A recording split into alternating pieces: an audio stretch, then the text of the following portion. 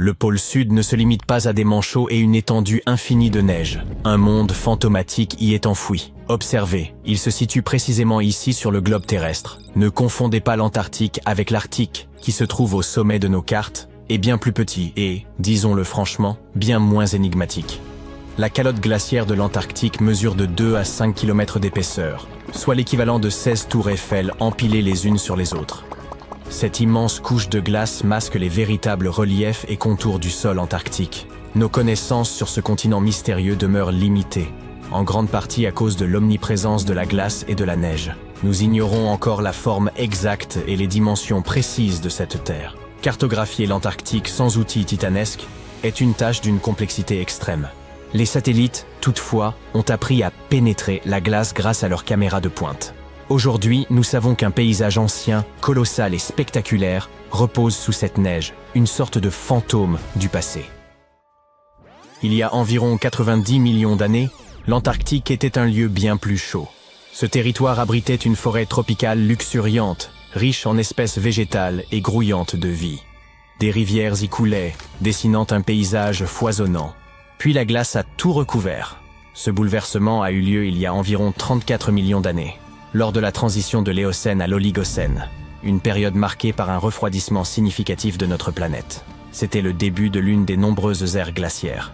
La Terre subsista, mais fut ensevelie sous une couche de glace et de neige de plus en plus épaisse. Pour l'œil non averti, l'Antarctique est devenu un désert blanc, vaste, uniforme et dépourvu de relief. Les millénaires passèrent, et l'épaisse calotte glaciaire continua de se mouvoir, polissant et transformant le sol. Au fil de millions d'années, elle modifia l'apparence du continent. Aujourd'hui, si l'on examinait le sous-sol, il ne subsisterait pratiquement aucun vestige du pôle sud originel, à une exception près. Dans les régions où la glace est exceptionnellement épaisse et presque immobile, comme en Antarctique orientale, elle joue un rôle inverse. Elle agit comme une couverture particulièrement dense qui protège le sol. En temps normal, des facteurs tels que le vent ou la pluie érodent progressivement le sol, modifiant ainsi sa forme au fil des siècles. Cependant, grâce à cette couche de glace protectrice, ces processus naturels ne parviennent pas à atteindre les strates sous-jacentes. Ainsi, le sol est demeuré presque intact pendant des millions d'années, comme s'il avait été figé dans le temps. Cette zone spécifique, située près des bassins subglaciaires d'Aurora et de Schmidt, est désormais surnommée le spectre du paysage antarctique. Cet endroit est resté presque intact depuis qu'il a été recouvert de neige. Il y a 34 millions d'années. Il constitue une empreinte historique unique, capable de révéler l'apparence du sol de l'Antarctique avant qu'il ne devienne ce désert glacé. Lorsque les scientifiques ont exploré l'Antarctique orientale, ils ont mis en évidence un fantôme fascinant. Des traces de rivières anciennes, diverses vallées, de petites îles énigmatiques, ainsi que 3 vastes formations terrestres en forme de U. Mais que signifient-elles exactement? Comme vous le savez, les continents de notre planète sont en mouvement constant, glissant sur un manteau de lave en fusion, comme des céréales dans un bol de lait. Au fil des époques géologiques, ils se sont rassemblés et séparés à maintes reprises. Il y a plusieurs centaines de millions d'années, un supercontinent nommé Gondwana réunissait plusieurs terres, dont l'Antarctique, qui formait alors une masse unique. Cependant, lorsque le Gondwana s'est fracturé, l'Antarctique a été soumis à de puissantes forces tectoniques. Des fragments de son territoire ont été arrachés les uns des autres et dispersés. C'est ainsi que se sont formés ces grands blocs de terre dissimulés sous l'épaisse couche de glace. Aujourd'hui, les scientifiques souhaitent approfondir l'étude de ce fantôme.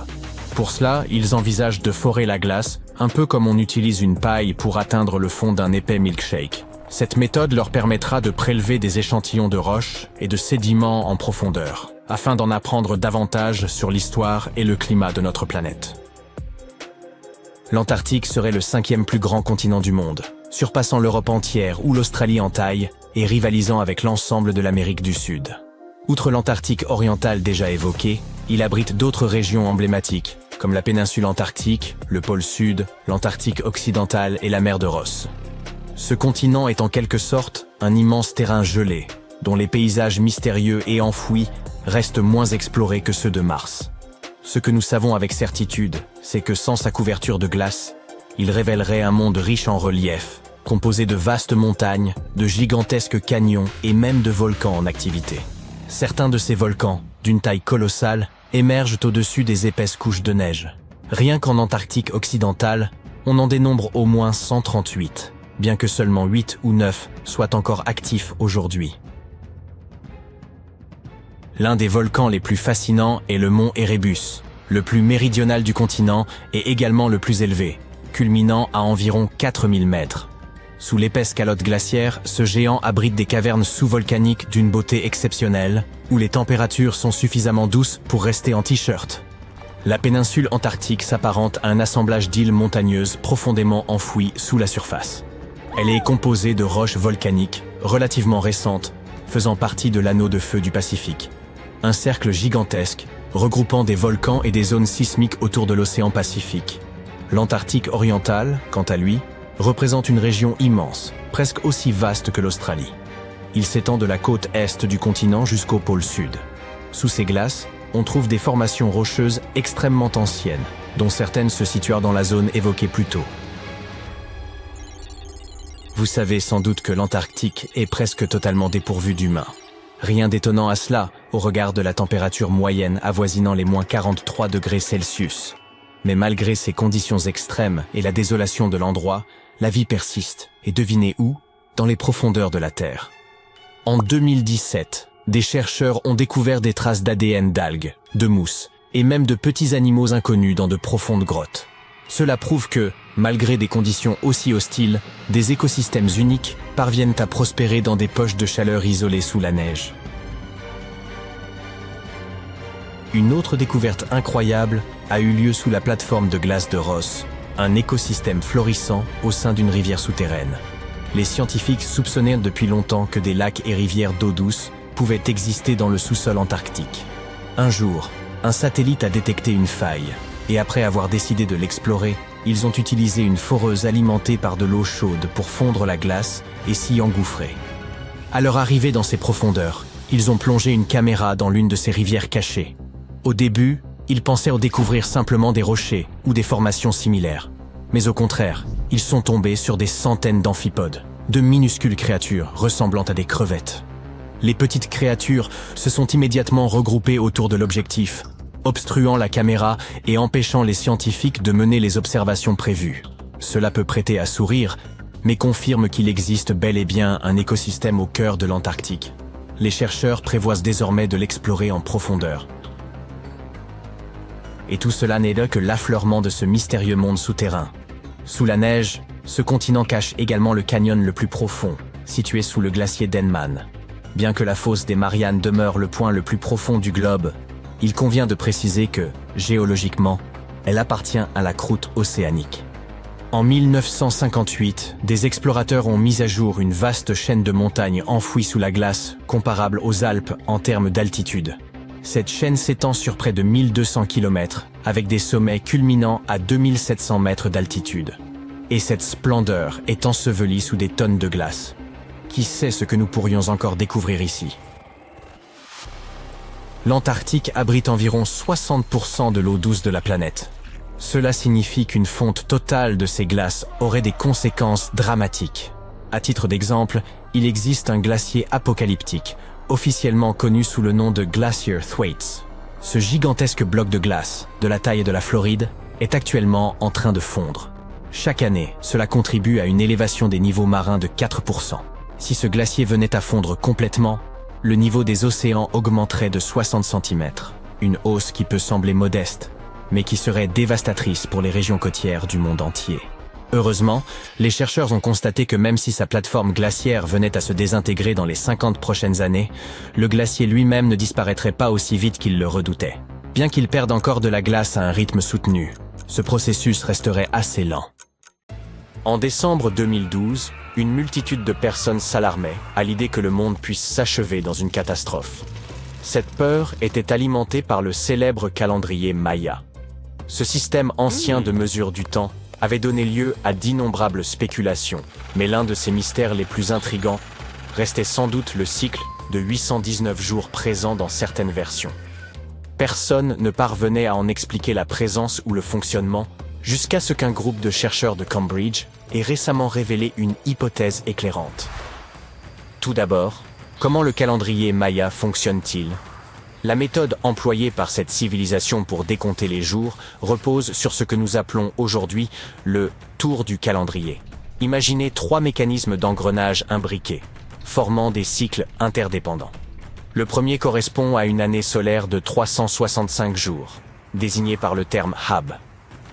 Le second cycle se compose de 20 noms, tandis que le troisième est formé par une série de 13 chiffres, aboutissant à un calendrier sacré de 260 jours, appelé Tzolk'in. De manière comparable à notre façon de désigner une date comme le 25 décembre 2025, les Mayas nommaient leurs jours en fonction de l'alignement des 3 cycles. Par exemple, un jour pouvait être identifié comme 3 Maniques et 14 Pop. Il faut un cycle complet de 52 ans pour que ces 3 systèmes se synchronisent à nouveau. Après quoi, les jours recommencent à se répéter.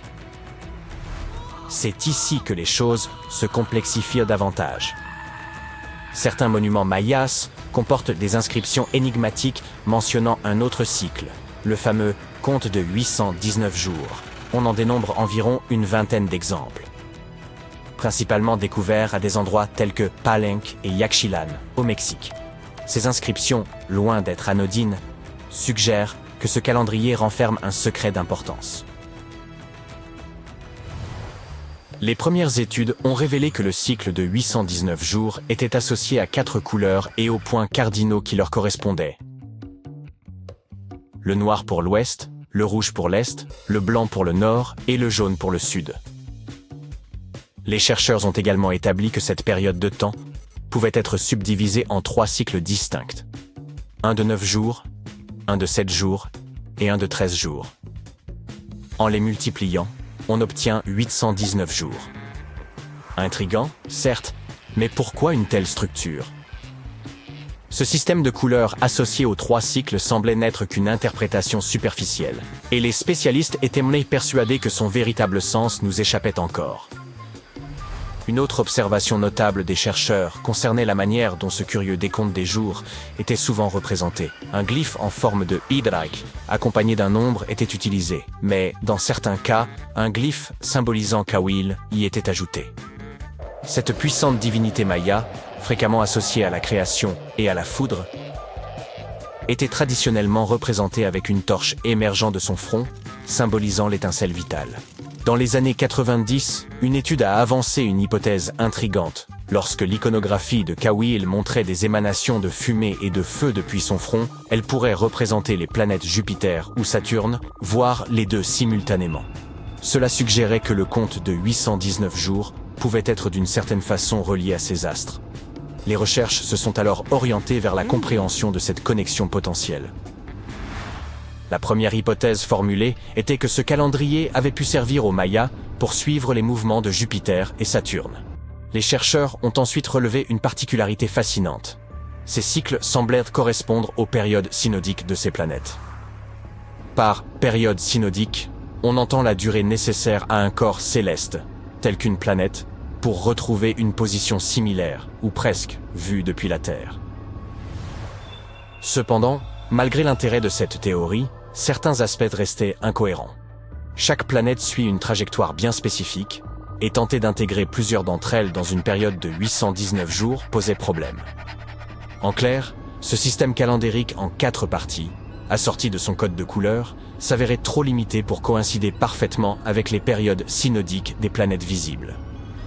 Il semble donc que nous soyons revenus à la case départ. Ce mystère a déconcerté les spécialistes pendant des décennies, jusqu'à ce qu'en 2023, une nouvelle approche vienne tout remettre en question. Les chercheurs ont compris qu'ils devaient changer de perspective. Au lieu de considérer ces 819 jours comme une unité fixe de temps, ils devaient envisager ce nombre comme une série de chronologies. Ainsi, cette période ne serait qu'un fragment d'un calendrier infiniment plus vaste. Comme évoqué précédemment, ce cycle semblait être conçu pour suivre la période où une planète devenait visible depuis la Terre. Pour démontrer que ces 819 cycles représentaient des chronologies et non des jours à proprement parler, les chercheurs avaient besoin d'une planète qui pourrait servir de point de référence afin de confirmer leur hypothèse. Dans ce cas, la planète clé était Mercure, et cela pour une raison assez évidente. La période synodique de Mercure est de 117 jours, ce qui s'intègre parfaitement dans le calcul du calendrier. Si l'on divise 819 par 117, on obtient 7, un nombre entier.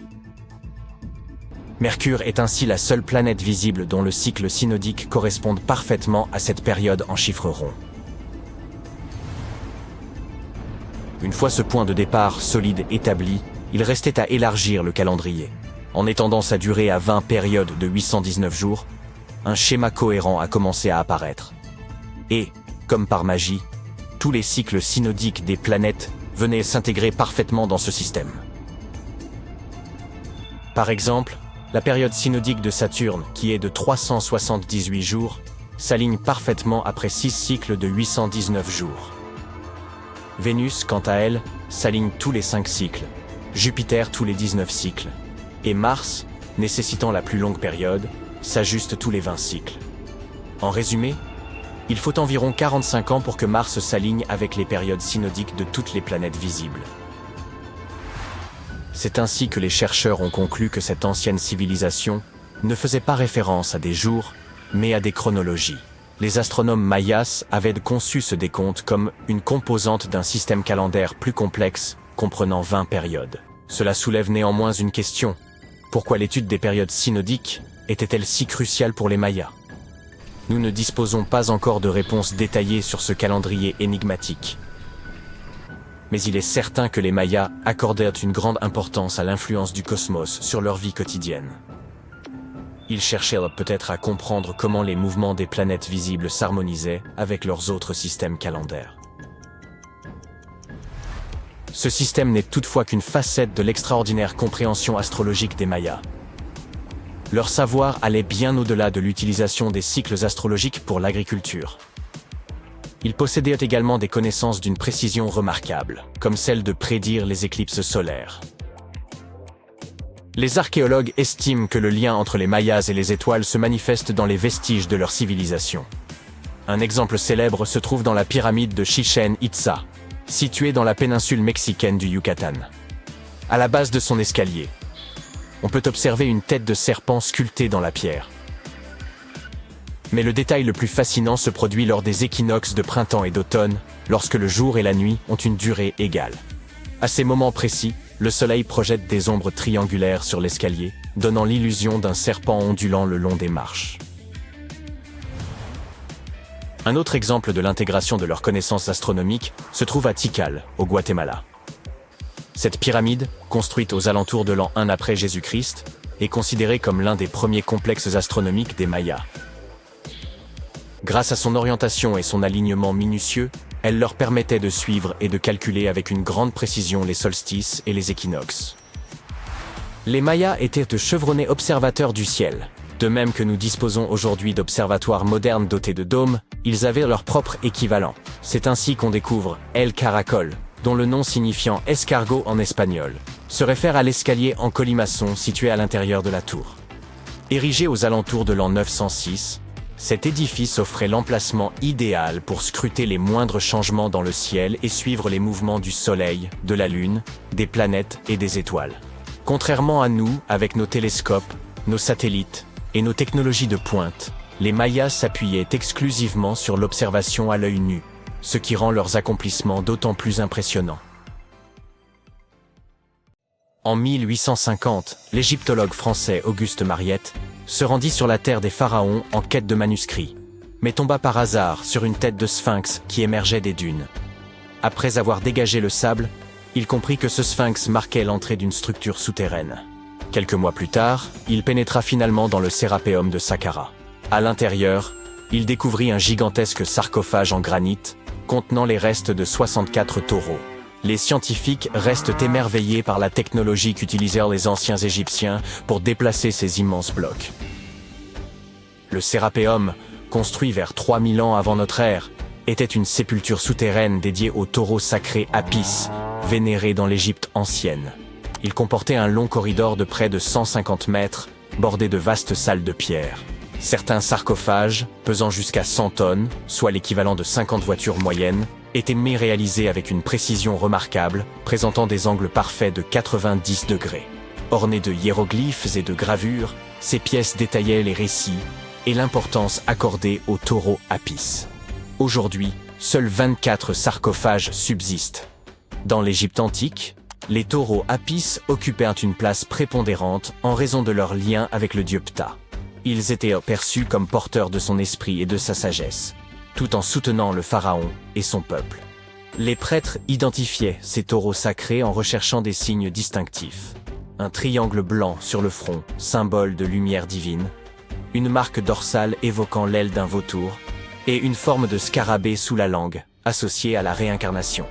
Lorsqu'un taureau portait ces marques, il était considéré comme élu par Ptah et traité avec vénération. Ces animaux vivèrent dans un temple dédié à Memphis, ville où l'on honorait Ptah, et bénéficièrent des soins les plus attentifs, ainsi que d'offrandes de visiteurs désireux de recevoir leur bénédiction. À leur mort, les taureaux Apis étaient momifiés et honorés avec la plus grande solennité. Lorsque Mariette pénétra dans le Sérapéum, il observa des traces de rouleaux sur le sol des galeries et découvrit 2 treuils horizontaux en bois, chacun muni de 8 leviers. Par la suite, d'autres explorateurs signalèrent la présence de doubles rails. Les chambres funéraires étaient situées à un niveau inférieur au sol du couloir. Pour positionner les sarcophages, les ouvriers remplissaient ces chambres de sable, permettant ainsi un déplacement en ligne droite. Ensuite, le sable était progressivement retiré, abaissant doucement les sarcophages dans des emplacements parfaitement taillés dans la roche. Une inscription en pierre trouvée dans le Sérapéum mentionnait qu'à l'époque de Ptolémée II, en 247 avant notre ère, il fallait 28 jours pour placer un seul sarcophage avec son couvercle. L'incroyable précision des sarcophages, notamment leurs angles de 90 degrés, s'explique également par les avancées géométriques des anciens Égyptiens. Dès 1850 avant notre ère, ils rédigèrent des traités de géométrie, démontrant qu'ils connaissaient une valeur approximative de pi et savaient recalculer le volume d'une pyramide tronquée. Ces compétences avancées en mathématiques expliquent leur capacité, 5 siècles plus tard, à sculpter des surfaces parfaitement planes. Bien que tout cela puisse sembler logique, certains pointent des incohérences. La taille des sarcophages dépasse largement celle des taureaux, alors que les pharaons étaient inhumés dans de petits cercueils, à peine adaptés à leur corps. De plus, ces sarcophages, réalisés en granit avec une précision remarquable, auraient pu être fabriqués en calcaire, un matériau bien plus facile à travailler. Le transport de ces immenses sarcophages semble réalisable en théorie, mais reste complexe. Si une personne pouvait tirer environ 200 kilos, il aurait fallu au moins 250 personnes pour déplacer un seul sarcophage. Or, les tunnels du Sérapéum sont extrêmement étroits, excédant d'à peine 60 cm la largeur des sarcophages eux-mêmes. Il aurait été impossible que des centaines de personnes se serrent dans ces espaces confinés pour tirer les sarcophages. Et quand bien même, comment auraient-elles pu faire pivoter les blocs dans ces étroits couloirs, les abaisser dans leurs niches et les positionner parfaitement au centre? Pourtant, cela a été réalisé pas moins de 24 fois, chaque sarcophage étant impeccablement centré. De surcroît, les chambres étaient recouvertes de poussière, sans aucune trace de suie provenant des lampes, ce qui impliquerait de travailler dans une obscurité quasi totale. La fonction véritable de ces sarcophages pourrait toutefois avoir été différente. Bien avant l'ère des pharaons, les populations locales connaissaient déjà le processus de fermentation. Ce phénomène survient lorsque des micro-organismes, comme les levures, consomment des substances comme l'amidon, produisant ainsi du gaz carbonique et de l'éthanol. Il est donc possible qu'en Égypte ancienne, des aliments tels que l'orge, le pain ou même la viande aient été placés dans ces immenses coffres de pierre, puis scellés hermétiquement à l'aide de lourds couvercles.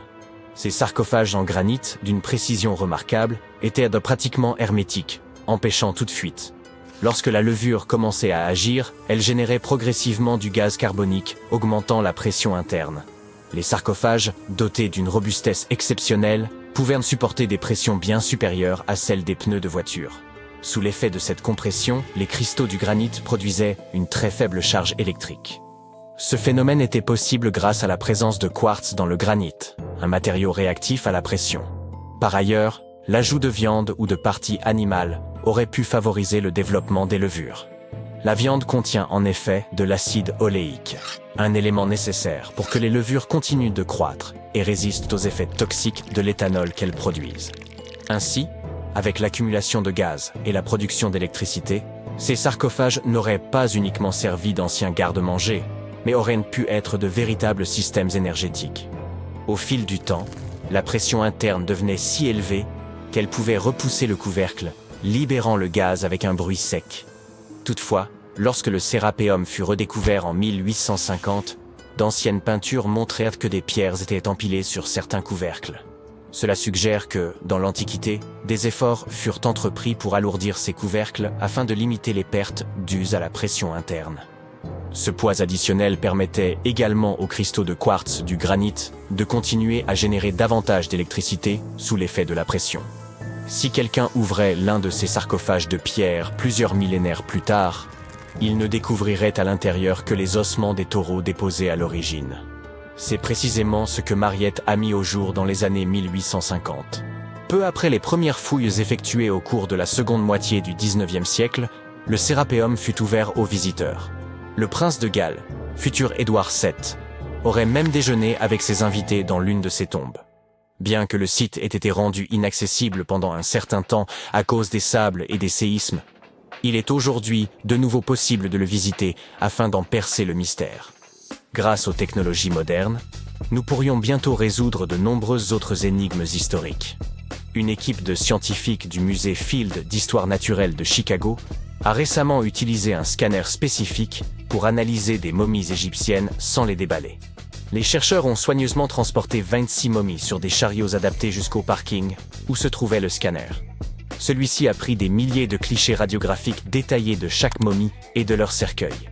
En regroupant toutes ces images, ils ont pu créer des modèles 3D révélant l'intérieur des momies, y compris les squelettes et certains artefacts. Ces images devraient permettre aux archéologues de mieux comprendre les pratiques funéraires égyptiennes, remontant à plus de 3000 ans. Bien que la phase de numérisation ait été réalisée en seulement 4 jours, l'analyse complète des données pourrait prendre jusqu'à 3 ans. Les chercheurs ont néanmoins déjà pu découvrir quelques détails personnels sur certaines momies.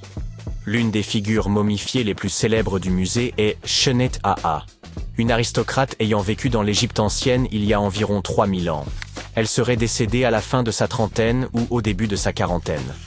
Les embaumeurs avaient inséré du rembourrage dans son cou pour éviter qu'il ne s'affaisse, garantissant ainsi que son corps demeure intact à travers les âges. Ils avaient également placé des yeux artificiels dans ses orbites afin qu'elle conserve une apparence complète dans l'au-delà. Elle avait été enveloppée dans un lin de raffiné et placée dans un cercueil richement décoré. Les scans ont révélé que ce dernier comportait une fente à l'arrière, utilisée par les embaumeurs pour ajuster le corps, ainsi que des détails artistiques, tels que des marques indiquant la position de ses genoux. Son enterrement semblait comparable, en termes de sophistication, à la conception d'une voiture haut de gamme.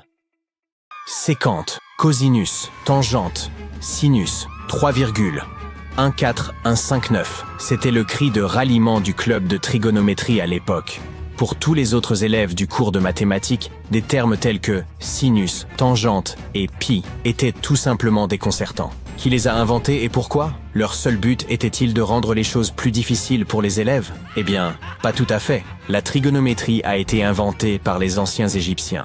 Ils avaient besoin de ces connaissances pour construire leurs pyramides, et ils ont fait du bon travail. La grande pyramide de Gizeh est toujours debout aujourd'hui, quelques 4500 ans après sa construction. Et personne n'a fait de réclamation. Sortons donc de cette salle de classe et partons pour un voyage dans le temps afin de percer les secrets de la précision des anciens Égyptiens. Vous voici sur le chantier de la Grande Pyramide, à une quinzaine de kilomètres du Caire en Égypte. La ville n'est pas encore là. Vous n'êtes entouré que du désert et des nombreux ouvriers. Ils transportent de gros blocs de pierre pesant chacun 2,5 tonnes. Ces blocs se trouvent sur des traîneaux de bois qui eux-mêmes reposent sur de gros cylindres. Une équipe de 8 hommes fait rouler ces blocs en avant. Cela fait tout de suite penser au rouleau d'une caisse enregistreuse de supermarché. Le principe est exactement le même, mais l'échelle est plus grande, beaucoup plus grande. Les scientifiques estiment que les Égyptiens ont utilisé 2,3 millions de blocs de ce type rien que pour la Grande Pyramide. Et le bloc qui se trouve devant vous est l'un des plus légers. Le plus lourd d'entre eux pesait près de 15 tonnes. Mais d'où venaient tous ces blocs? La plupart provenaient de carrières situées autour de Gizeh. Ce n'est pas très impressionnant, pensez-vous. Mais attendez de savoir comment les ingénieurs de l'Antiquité ont transporté du granit sur 800 km jusqu'à la pyramide. À l'époque, il n'y avait ni chemin de fer, ni autoroute. Mais il y avait le Nil, ce fleuve puissant. Les chercheurs pensent même que les Égyptiens ont creusé un canal pour relier le Nil directement au site de construction des pyramides. Il suffisait alors d'attendre le début de la saison des crues, et le tour était joué. La montée des eaux faisait flotter les lourds blocs de pierre. Mais comment ont-ils ensuite soulevé tous ces énormes cailloux sur la terre ferme pour les empiler ainsi jusqu'au sommet? Disposaient-ils de grues gigantesques? Les anciens Égyptiens ont contourné ce problème, littéralement. L'un des ouvriers vous montre maintenant la rampe géante qui fait le tour de la pyramide qu'ils sont en train de construire. C'est ainsi qu'une route de montagne se ferait un chemin en zigzag jusqu'au sommet. Si la rampe rejoignait directement le sommet de la pyramide, les ouvriers ne pourraient pas s'en servir pour tirer les blocs de pierre. Elle serait trop abrupte. Les scientifiques ont calculé que l'inclinaison maximale était de 8%. Les anciens Égyptiens ont donc simplement prolongé la rampe autour de la pyramide. Encore une fois, il ne s'agit que de théorie, car la rampe aurait pu se trouver à l'intérieur de la pyramide, comme le suggèrent certains chercheurs. La méthode de construction exacte reste un mystère, gardé jalousement par le Sphinx. C'est son vrai nom, n'est-ce pas? Eh bien c'est faux. Le grand Sphinx n'est que le pseudonyme de la statue. Vous savez, ce nom que prennent les écrivains lorsqu'ils veulent se cacher leur véritable identité, ou le nom de scène d'un chanteur. Le véritable nom du Sphinx, traduit de l'égyptien, signifie Horus à l'horizon. C'était le nom de la divinité égyptienne du ciel. Le mystère ne s'arrête pas là. Un homme passe devant vous avec un seau de peinture. Il va ajouter une touche de couleur au grand Sphinx. Les chercheurs ont trouvé des taches de cette couleur rouge à côté de son oreille. Il s'agit d'une peinture très résistante, qui a tenu pendant des milliers d'années. Vous vous tenez maintenant en face du Sphinx. Vous levez les yeux. Il est très grand, n'est-ce pas? 20 mètres, pour être précis. Résistez à l'envie de prendre un selfie. Allez, vous pouvez le faire. Vous remarquez maintenant autre chose. On dirait que le Sphinx se trouve au centre d'un triangle géant. C'est l'un des côtés de la grande pyramide. Et non, vos yeux ne vous jouent pas des tours. Le Sphinx se trouve vraiment au centre de la face latérale de la pyramide. C'est ici que les mathématiques entrent en jeu. Une pyramide a 4 faces, appelée face latérale. Il y a aussi une 5e face, la base, mais elle n'est pas visible. C'est, vous l'avez deviné, la face cachée. Le Sphinx a un dernier mystère à révéler, son âge. Les scientifiques s'accordent à dire que c'est le pharaon Képhren qui l'a construit. Il a régné après son père qui avait construit la grande pyramide, toute proche. Les deux structures ont donc été achevées à la même époque. Mais revenons à nos jolis nombres. Vous avez entendu parler de Cléopâtre, cette princesse égyptienne dont on dit qu'elle était d'une grande beauté? Elle a vu les pyramides, mais elle vivait plus près de l'époque du premier iPhone que de celle des bâtisseurs de pyramides. Fascinant, non? Vous pouvez voir des milliers de personnes autour de vous. Ils travaillent dur pour construire le tombeau du pharaon. Mais combien sont-ils exactement? Un philosophe grec a estimé qu'il y avait jusqu'à 100 000 ouvriers. Ce chiffre semble acceptable pour une structure aussi gigantesque, mais il ne peut pas être correct. La science ne peut tout simplement pas confirmer ce chiffre. Les égyptologues estiment le nombre total d'ouvriers à 30 000. Et oui, Indiana Jones était l'un d'entre eux, du moins sur le grand écran, mais il est arrivé en retard. Les égyptologues en savent beaucoup sur les pyramides, mais ils ne savent pas tout. Non pas parce qu'ils ne veulent pas savoir, mais parce qu'ils n'ont pas encore recueilli suffisamment de preuves. Ils ne peuvent que supputer le processus de construction. D'abord, les ingénieurs arrivaient pour choisir le bon endroit et prendre les mesures nécessaires. C'est pour cela qu'ils avaient besoin de toutes ces mathématiques compliquées. Ensuite, il fallait s'approvisionner en matériaux, les gros blocs de pierre dont j'ai parlé plus haut. Les bateaux les livraient à l'emplacement de la future pyramide, et les ouvriers pouvaient enfin s'atteler à la tâche. Ils travaillaient en petits groupes, mais ils étaient au moins 2000 à ciseler et à sculpter à tout moment. Cela ressemble à un chantier d'aujourd'hui? C'est très similaire, mais ça se passe il y a des milliers d'années. Il est étonnant de voir ce que les Égyptiens de l'Antiquité étaient capables de réaliser avec des outils en cuivre et en pierre. La pyramide est maintenant terminée. Mais s'agit-il de la même pyramide que celle que nous voyons aujourd'hui? Pourquoi cette structure brille-t-elle sous le soleil du désert? N'est-elle pas censée être d'un jaune poussiéreux? Eh bien non. Au fil du temps, l'activité humaine et les éléments ont complètement décapé la couche extérieure des pierres. Des artisans experts avaient poli ces blocs en utilisant uniquement de la pierre et du sable. Le résultat final était une pierre lisse et brillante. Le jour de son achèvement, la grande pyramide de Gizeh était un triangle de lumière parfait. Ses faces polies étaient comme des miroirs géants, reflétant le puissant soleil égyptien. C'est à ce moment-là que vous devez mettre vos lunettes. La chose brillante que vous voyez au sommet de la pyramide est en réalité faite d'or. On appelle pyramidion la pierre de couronnement que l'on place tout en haut d'une pyramide. Elle était recouverte de feuilles d'or. Comme vous pouvez le deviner, ce sont ces pierres qui ont disparu en premier. Avant de vous ramener dans votre salle de classe, nous allons faire un autre arrêt. Nous nous rendons dans les îles britanniques. Et non, ce n'est pas à Stonehenge que nous allons. Il s'agit de Newgrange, dans le comté de Meath.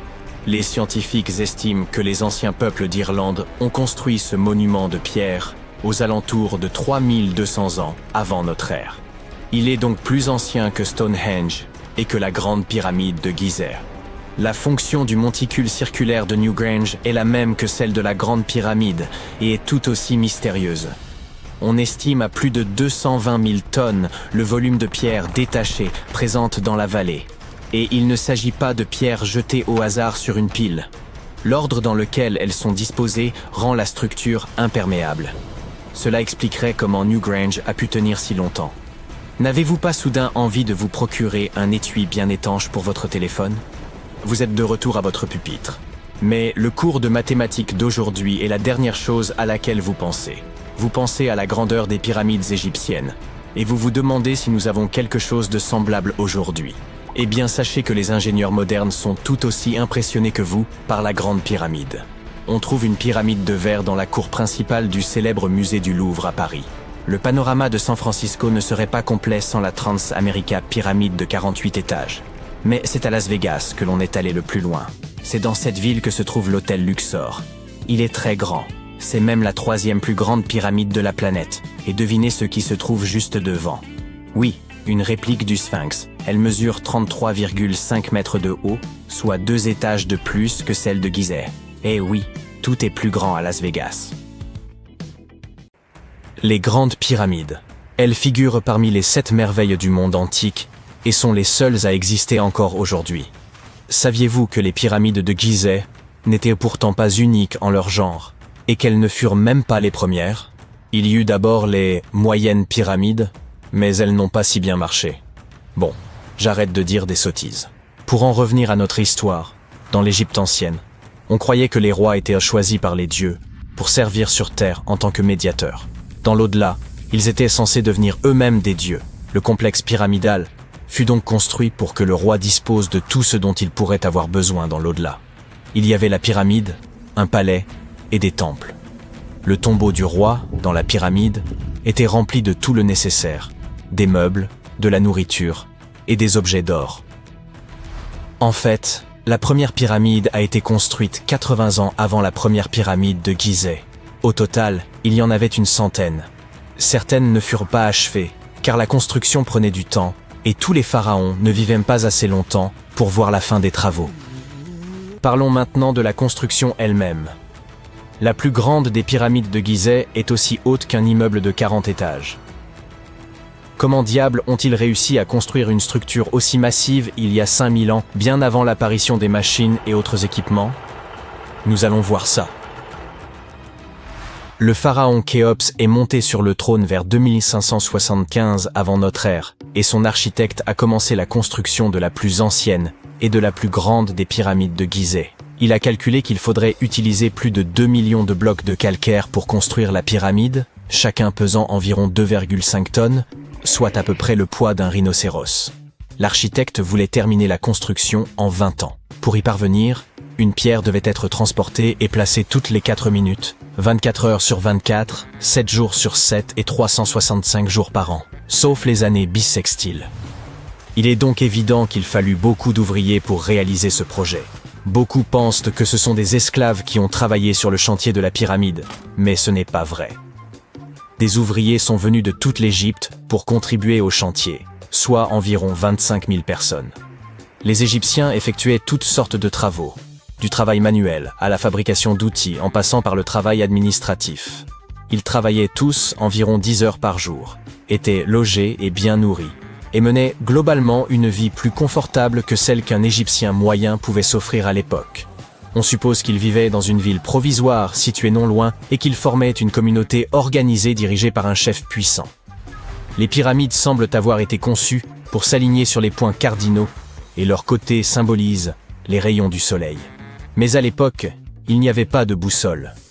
Les anciens Égyptiens calculaient eux-mêmes les directions, et ce avec une précision étonnante. Pour aligner les pyramides, ils utilisèrent 2 constellations. Le chantier était situé sur la rive ouest du Nil.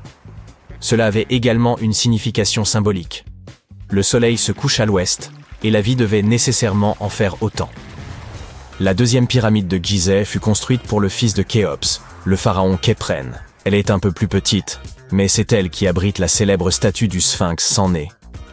Bien sûr, à l'origine, il avait un nez. Je vous raconterai bien ce qui lui est arrivé, mais c'est encore un mystère, personne ne le sait vraiment. Les sphinx ont un corps de lion et une tête d'homme. On les considérait comme les gardiens de lieux importants. Ce célèbre sphinx porte la tête du pharaon Khéphren et garde sa pyramide, face au soleil levant. Le sphinx est l'une des plus grandes et des plus anciennes statues d'or du monde. À l'origine, il n'avait pas seulement un nez, il était aussi coloré. Les scientifiques ont découvert des traces de couleur rouge sur son visage. Il est donc fort probable que le sphinx ait été peint de cette couleur. Il y a également des traces de jaune et de bleu sur son corps. Une statue plutôt sympa. Jusqu'en 1800 environ, le sphinx était enterré jusqu'aux épaules, mais un aventurier accompagné d'une équipe de 160 hommes le déterra. Mais revenons à notre chantier. Les ouvriers avaient bien sûr besoin de blocs de pierre. Il y avait 2 endroits principaux où l'on pouvait s'en procurer. L'un d'eux se trouvait à proximité du site. Mais cette pierre jaune, tapissée de fossiles, ne convenait que pour l'intérieur de la pyramide. Les blocs de calcaire destinés à l'extérieur furent transportés sur 13 km grâce à des traîneaux de 2,5 mètres de long. Apparemment, il n'était pas trop difficile de les tirer. On mêlait de l'eau à la bonne quantité de sable, et ça glissait bien. 10 personnes suffisaient pour tirer un traîneau transportant une grosse pierre. Étonnamment, couper des blocs de calcaire n'était pas le plus difficile. Dans le sol, le calcaire est mou et peut être fondu assez facilement. Mais après avoir été exposé à l'air, il durcit. Le plus difficile fut donc de façonner tous ces blocs.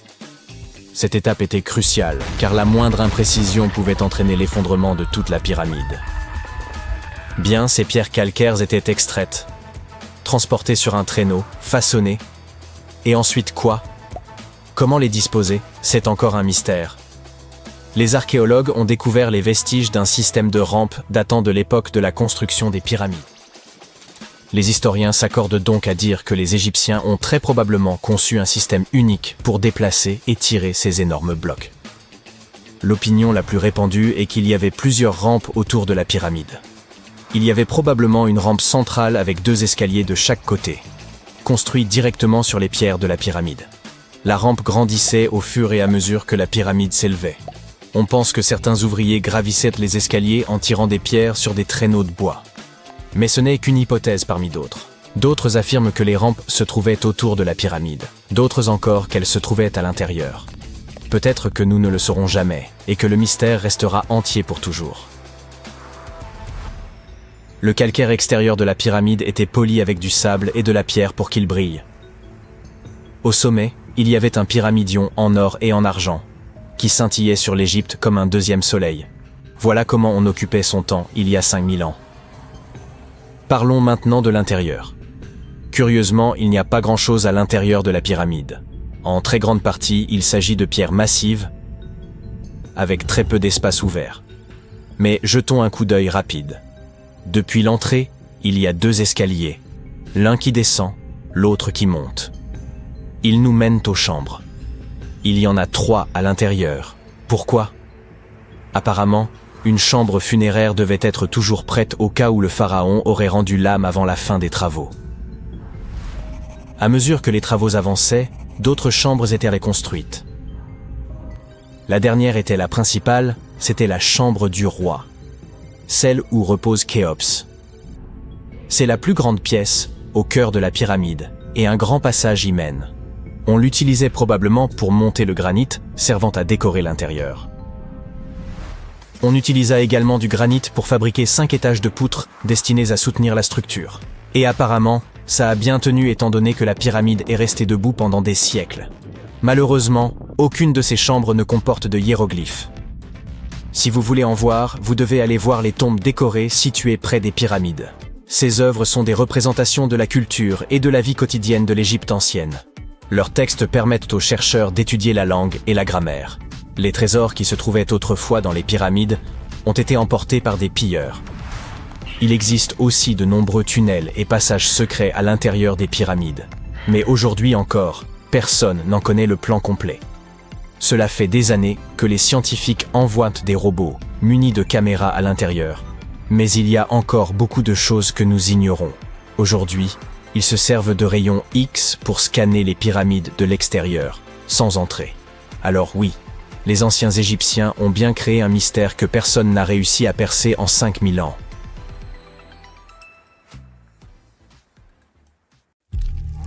Lorsqu'on entend le mot « momie », ça donne parfois froid dans le dos.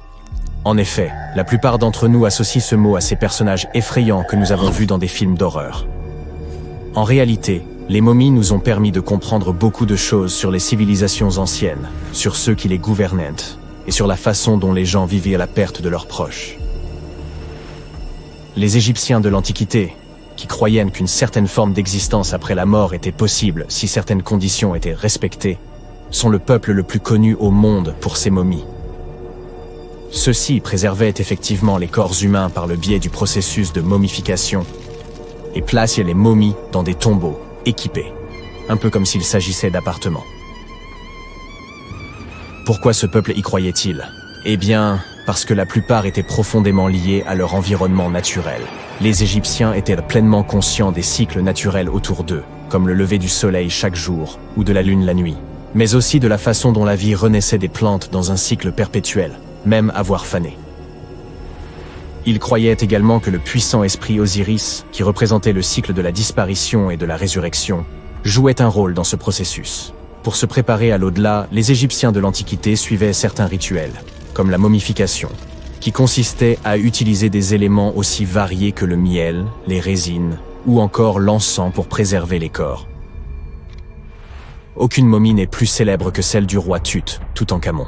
Ce jeune pharaon régna sur l'Égypte il y a plus de 3000 ans. Un problème majeur lors de la découverte des tombes royales est que la plupart ont déjà été pillées au moment où on les retrouve. Le peuple savait que les souverains laissaient de nombreux objets de valeur à leur côté après leur mort, ce qui rendait ces lieux de sépulture vulnérables face aux voleurs. Étonnamment, lorsque la tombe du roi Tut fut ouverte en 1922, les gens se réjouirent, car elle n'avait pas été volée à l'instar de beaucoup d'autres tombes royales. C'est dire à quel point elle était bien cachée.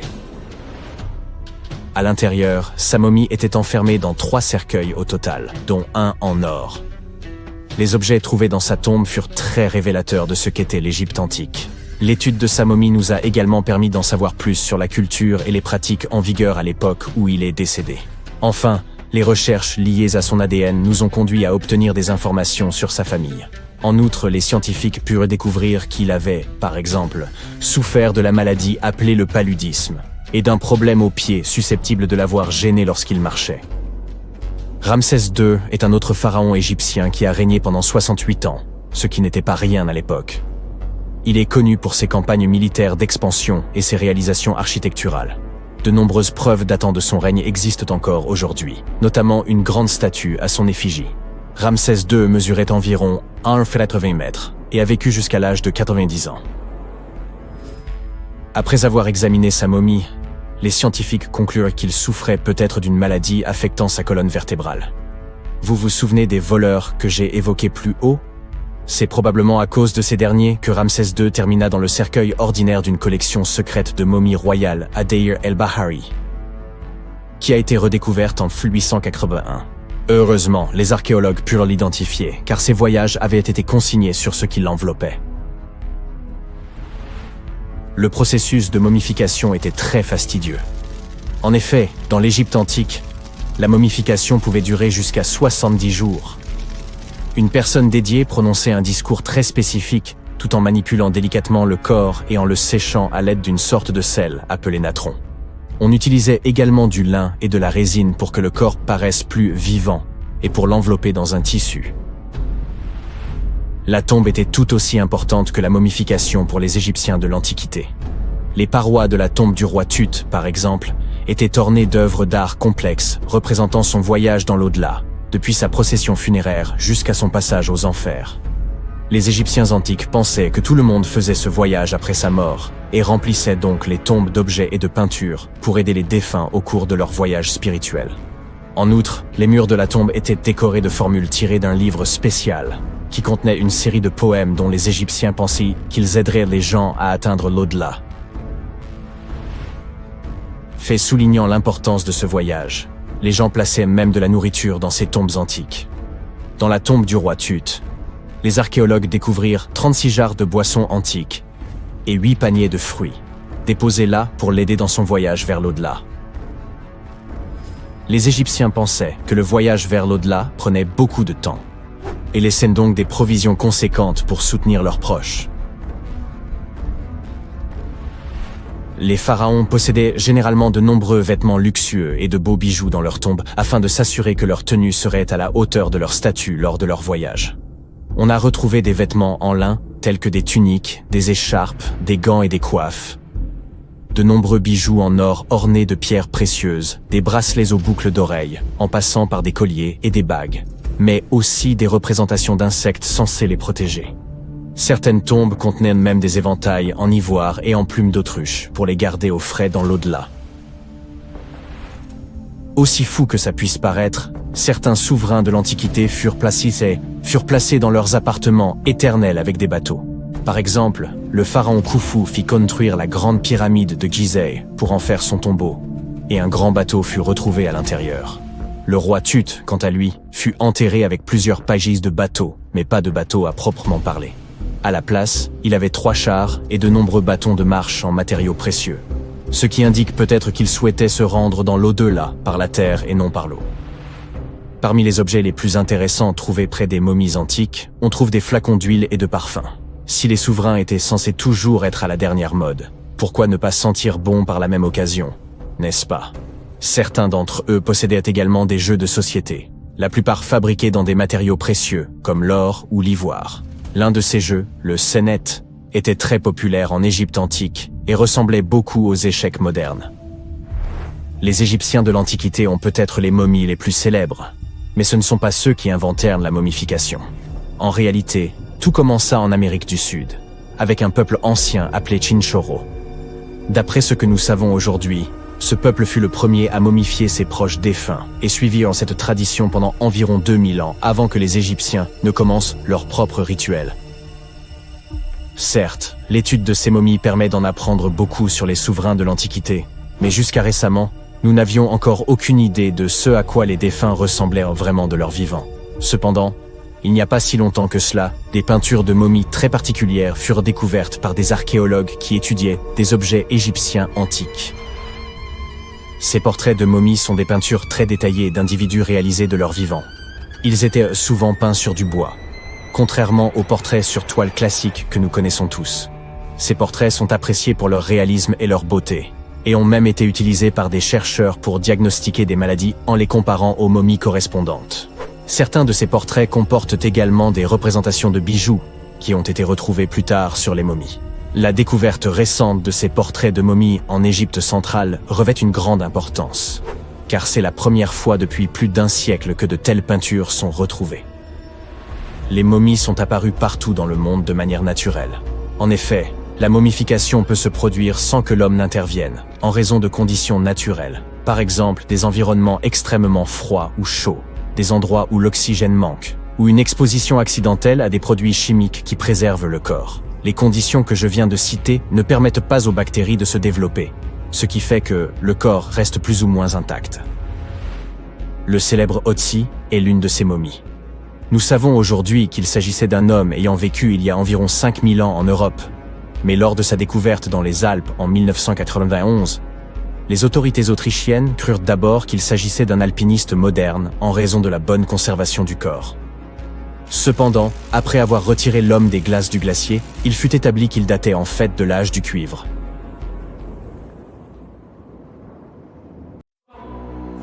Il pourrait y avoir eu plus d'espèces humaines dans l'histoire qu'on ne le pensait. Dans une région de l'Est de la Chine, des scientifiques ont découvert les restes d'un être humain ayant vécu il y a environ 300 000 ans. Ils ont trouvé une mâchoire et des parties d'un crâne. Ils ont soigneusement étudié ces os pour les comparer à ceux d'autres humains anciens et modernes. Les restes eux-mêmes n'étaient pas si inhabituels. Nous savons que notre famille humaine est très diversifiée et qu'elle existe depuis des millions d'années. Vous connaissez notre ancien parent, l'Australopithèque, n'est-ce pas? Ces gaillards vivaient dans différentes régions d'Afrique et étaient connus pour marcher sur deux jambes, tout comme les humains modernes. Mais leur cerveau et d'autres parties de leur corps les rapprochèrent davantage des singes. Ce sont leurs dents qui nous indiquent qu'ils étaient un mélange de singes et d'humains modernes. Leurs canines étaient plus petites que celles des singes, mais leurs dents postérieures étaient plus grandes que les nôtres. Il en existait différents types. Certains sont reconnaissables à leurs grandes mâchoires et à leurs dents. L'un des fossiles les plus célèbres d'Australopithèque est Lucy, une dame âgée d'environ 3,2 millions d'années. Elle a été découverte en Éthiopie. Nous savons donc que notre famille s'est beaucoup agrandie à partir de ce moment-là et probablement même avant. Mais il est toujours agréable d'accueillir de nouveaux membres, ce qui semble être le cas avec cette nouvelle découverte.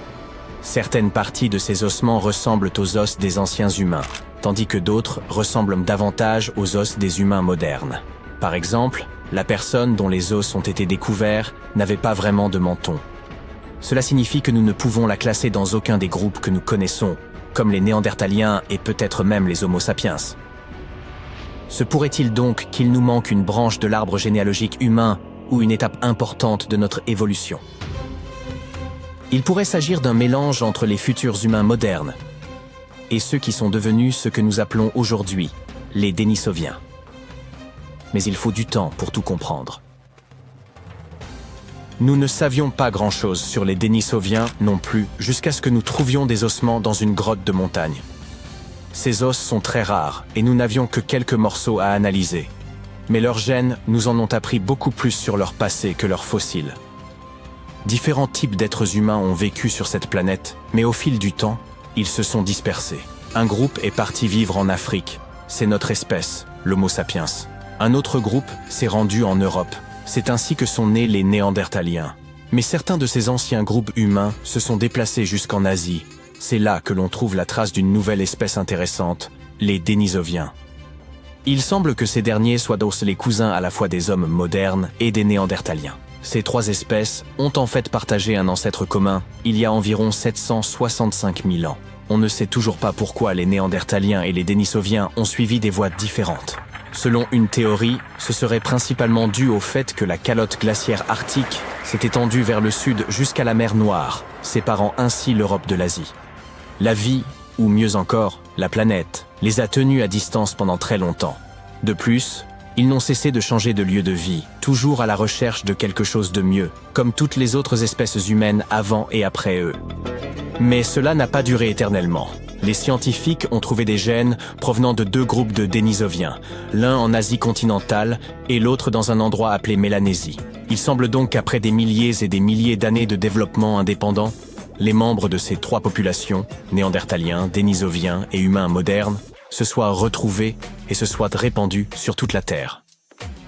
5% du génome du Denisovien subsiste, non pas dans la région où les scientifiques ont trouvé leurs ossements, mais chez des personnes vivant à des milliers de kilomètres de là, en Asie du Sud-Est, par exemple en Papouasie-Nouvelle-Guinée. Mais les scientifiques pensent que la grotte où ils ont trouvé ces restes de Denisoviens pourrait constituer l'endroit le plus septentrional qu'ils aient atteint.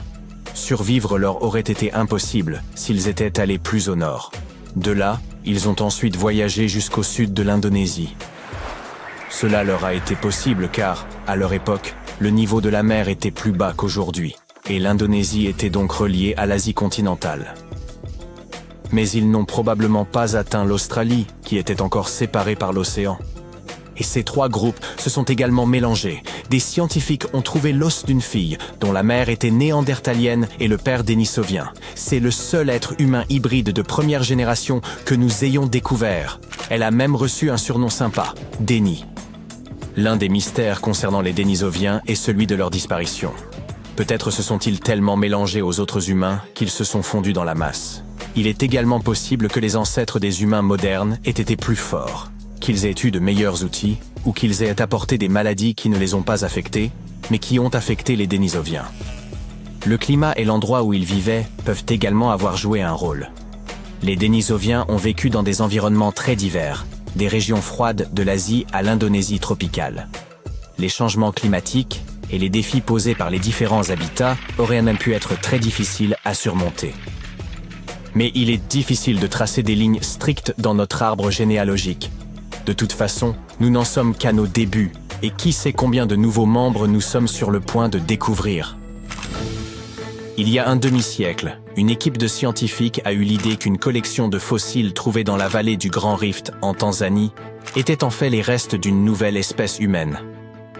C'est à cette époque que nous avons accueilli l'Homo habilis dans la famille. Il s'agissait d'une grande découverte à l'époque, car les gens croyaient généralement que l'histoire de notre évolution était très simple. Il y a d'abord eu les Australopithèques, qui ressemblaient à des singes. Après eux, il y a eu l'Homo erectus, l'homme debout. Il vivait très probablement en Afrique il y a environ 2 millions d'années, mais il s'est rapidement répandu en Eurasie. C'est la première espèce humaine connue à avoir parcouru de si longues distances pour trouver un meilleur cadre de vie. Ils ressemblaient à des humains et se comportaient comme tels. En outre, ils ont probablement été les premiers de nos ancêtres à apprendre à se servir du feu. Ils ont peut-être aussi été les premiers à faire cuire des aliments, et nous leur en sommes reconnaissants. La cuisson des aliments est une innovation qui a rendu le régime alimentaire de l'homme plus nutritif, et qui nous a permis de faire grandir nos cerveaux et de devenir plus intelligents. Donc, oui, l'Homo habilis a rendu les choses plus compliquées. Ils pouvaient marcher sur 2 jambes, mais ils étaient aussi plus doués pour grimper aux arbres que pour marcher sur le sol comme nous. De plus, leur cerveau était plus petit que ce qu'on attend de trouver chez un humain. Au début, il semblait que ces fossiles provenaient d'une toute autre famille, liée à d'autres créatures qui ressemblaient à des singes. Mais des fouilles de plus en plus poussées ont montré que même si ses mâchoires et ses dents étaient similaires, l'Homo habilis était plus grand et un peu différent. Son nom signifie « homme habile », car il était probablement capable de fabriquer et d'utiliser des outils simples. La recherche d'autres fossiles en Afrique n'a pas été facile, car l'équipe de chercheurs a dû faire face aux animaux sauvages et à des conditions très éprouvantes. Mais ils ont fini par trouver des dents et un crâne étrange qui était, encore une fois, différent des ancêtres que nous connaissions. Ces dents étaient très grandes, ce qui a valu à ce nouveau venu le surnom de « casse-noisette ». Pendant longtemps, tout le monde a cru que cette espèce avait évolué pour manger des aliments durs. Mais les dents fossilisées n'étaient pas très abîmées, si bien qu'on pense désormais qu'il mangeait en réalité des aliments relativement tendres. Cette découverte pourrait bien nous aider à comprendre l'évolution de nos dents. Et là, dans les mêmes couches de sol où reposait Casse-Noisette, les chercheurs ont trouvé d'anciens outils en pierre. Au début, ils se sont dit que ces outils avaient appartenu à cette espèce-là. Mais en continuant à creuser, ils ont trouvé d'autres fossiles qui ne correspondaient pas à Casse-Noisette. Cela signifie que quelqu'un d'autre avait fabriqué ces outils. Mais je vous raconterai cette histoire une prochaine fois. La plupart des gens savent que les pyramides ont été construites pour servir de tombeau aux pharaons, afin de leur assurer un voyage sans encombre vers l'au-delà.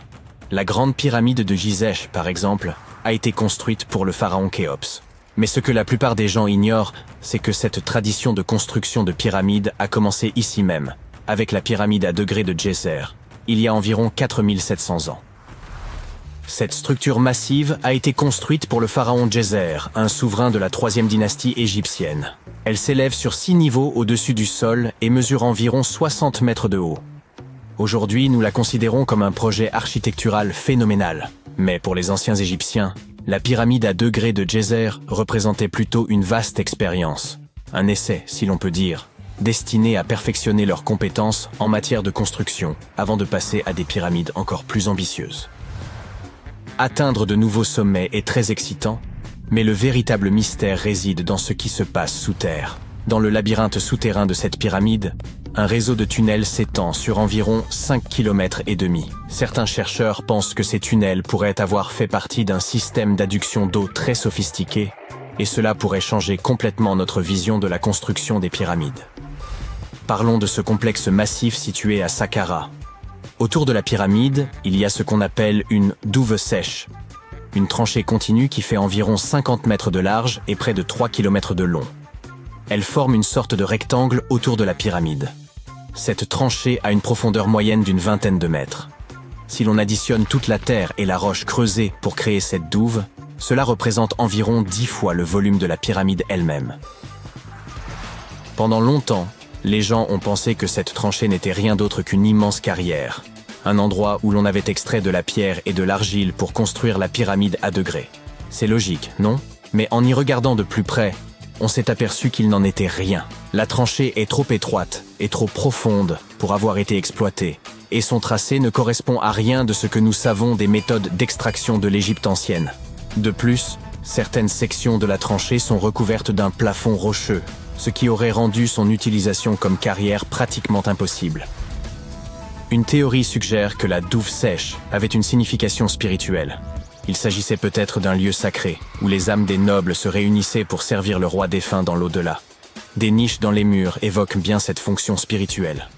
Mais la plupart des chercheurs pensent qu'elle n'a été développée que bien plus tard, longtemps après la construction du complexe. Alors, à quoi la douve servait-elle vraiment? En 2020, un chercheur a émis une idée assez intrigante.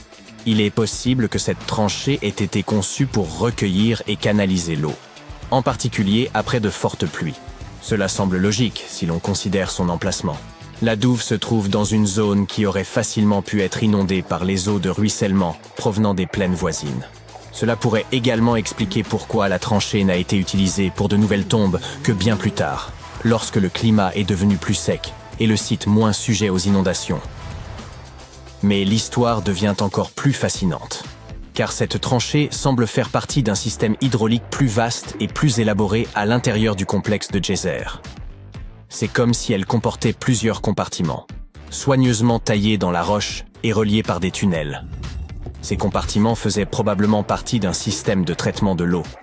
L'eau s'écoulait d'un compartiment à l'autre, se purifiant au fur et à mesure qu'elle progressait.